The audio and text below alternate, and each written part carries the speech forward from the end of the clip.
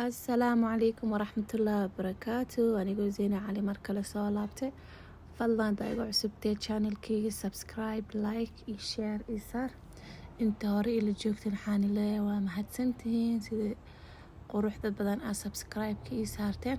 Maanta maxaan sameysanaynaa cunto fudud oo cunto iskaabule ah mise qofki degdegsanba sameysan karo. Meeshaas maxaa ku haysanaa adeeg saliid qiyaas ah 2 xabo basal. intaas markaa isku soo shiishid yaanyo 4 xaba isticmaal hadaa rabtid mashiinta cabitaanka kusoo shiidan karta hadaa rabin yaanyada qolofta kasoo fiiqane waa soo jarjaraneed aa ku shubane waa cunto yaroo fudud markay waqtiga kugu yartay camal si fudud aa u sameysan kartid waqti badan kaa qaadanaynin kaal iska arka cuntooyin kalaan wax ka liid mana ka liidato waa baasto macaroni iyo suugadiisa basasha waa kan basasha maxaa fiican xoogaa inay ku shiilmato basasha ayadoo ceerin ee waxa iskaga darin cuntada dhan qashay ka dhigay make sure basasha inaa shiishid markay shiilatay dhadhan yeelanee meeshaas maxaa kusoo darsaday 4 xabo yaanyo ah qoloftaa kasoo fiiqay waa soo jarjaray yaanyada wax biyo ah ma ku taabanay waa isku dhexgelinay bas waa daboolanay hadda waa kusoo laabanay yaanyada ayadoo oo burburte kala arag noqote intaas kale maxaa sii diyaarsanaynaa alaabteena kale waa kan yaanyada kusoo laabtay dibka kale maxaa ii saaran biyaha baastada intay isii karkarto waa daahsanayso labada dhinac isticmaala yaanyada miikowga saas u dhexmarine make sure yaanyada wax biyaha iskaga darin yaanyada xitaa hadaa yaanyada aad shiidanaysid biyo been oo mashiinta ku shiidale lagu shubaa biyo badan iskaga shubin miikowga si fiican u dhexmarinaa maxaa soo tunta kabsar iyo toon isku soo tume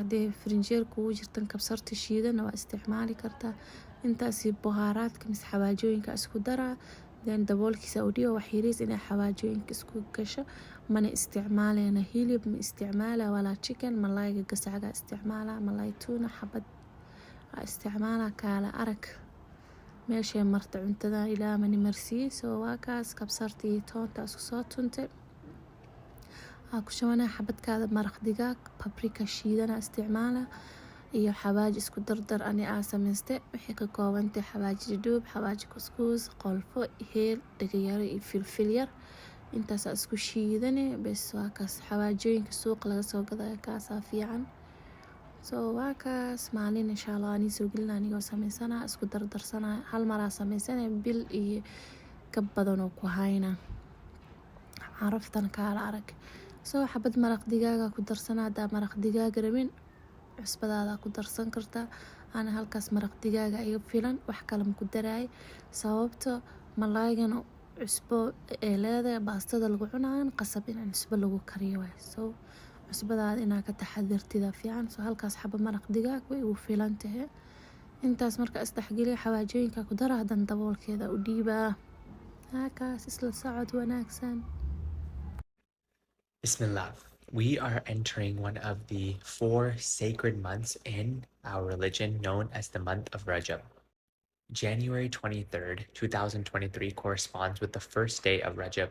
There are many blessed things that we should do in this month that are going to help us prepare for the months that are coming ahead, namely the month of Ramadan. First is the Prophet ﷺ would often recite the dua, Allahumma barik lana fi Rajab wa Sha'ban wa balighna Ramadan. That, oh Allah, bless for us Rajab and Sha'ban and allow us to reach Ramadan. And so in this we see the importance of seeking the barakah of Rajab, the blessings of Rajab, the blessings of the month afterwards, Sha'ban, and the blessing of the month that's going to come inshallah in 2 months, and which is Ramadan, and we hope that we reach that month. The second thing is the scholars mention doing a lot of istighfar, astaghfirullah, astaghfirullah, astaghfirullah, or other types of seeking forgiveness from Allah in the month of Rajab. This is a way of cleaning the heart out and continuing this istighfar in Sha'ban so that when Ramadan comes, you are ready to receive the divine gifts.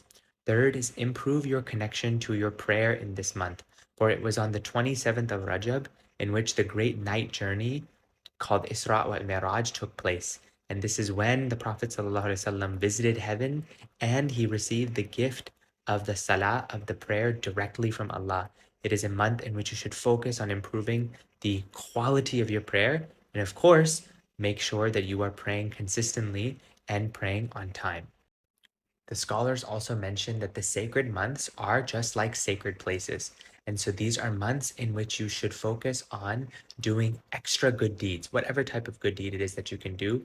And you should specifically focus on staying away from haram deeds. Just like if you were to go to a sacred place like Mecca or like Medina, you would increase in your good deeds and you would stay away from bad deeds. And so the sacredness of this month, coupled with the istighfar, inshallah, that we can do and the blessing that comes in it, specifically the desire to make this dua that, oh Allah, put blessing in the month of Rajab and Sha'ban and allow us to reach Ramadan. These are ways that will prepare your heart spiritually such that, inshallah, if we reach the month of Ramadan, your heart will be luminous and it will be ready to receive the divine gifts that people receive in Ramadan. biyaha baastada way noo soo karkareen, suugada saasaa ugu baxana, malaayga markaa ku dara 2 daqiiqo meelahaasaa isku huuriye. So baastada nus kiila isticmaala, baasta makaroni mise dhadheer midka alla mida rabtid. So ana maanta makaroni isticmaalaya, nus kiila makaroni. meesha biyahan maxaa ku darsada 1 qaado oo cusbo, qaadada weynta maahan, qaado iska qiyaas waa aragteen. iyo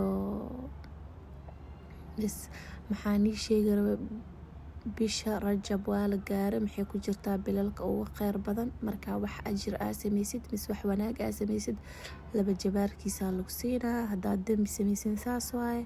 so waxaa laga faa'iidaysta bishaan, inshallah ilaa inuu bil kheyr qabta nooga dhigo, bil cibaadada iyo wax walba aan samaysana. so bishaan ha laga warhaayo, bilalka camal ma ahan. soonka sunnada haddaad soomi kartid isku day, salaatuleyl isku day, istighfaarta badi, maanta dhan istighfaarta afkaada ayay ka bixin. so waa lasii qabsanee, ramadaana soo socda, ilaana koo nabad iyo caafimaad iyo barwaaqa nagu gaarsiiya. waa kaas cuntadeena saan sida quruxda badan oo soo baxda, waqti badan ma iga qaadanin, 5 daqiiqo 1 2 3 less than maxay ugu qaadataa 30 daqiiqo waa kasoo tuuree.